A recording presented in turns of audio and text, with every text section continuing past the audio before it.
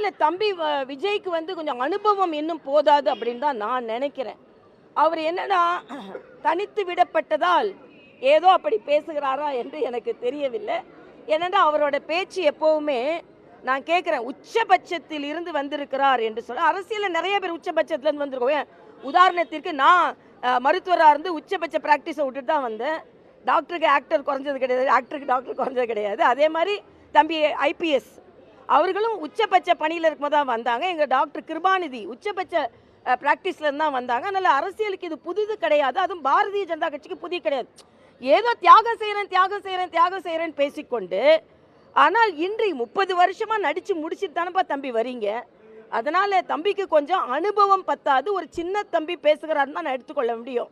அவர் பேசுவதனால தேசிய ஜனநாயக கூட்டணி குறைந்து விட போவதில்லை. தேசிய ஜனநாயக கூட்டணி வெற்றி பெறும். இன்று உண்மையிலேயே போட்டி என்பது திமுக கூட்டணிக்கும் தேசிய ஜனநாயக கூட்டணிக்கும் தான்.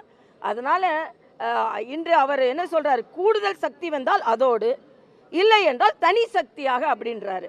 இப்போ கூடுதல் சக்தியாக அவரோட வருவதற்கு கூட பல பேர் தயாராக இல்லை. ஏனென்றால் அனுபவம் இல்லை அரசியலில் என்பதை அவர் புரிந்து கொள்ள வேண்டும்.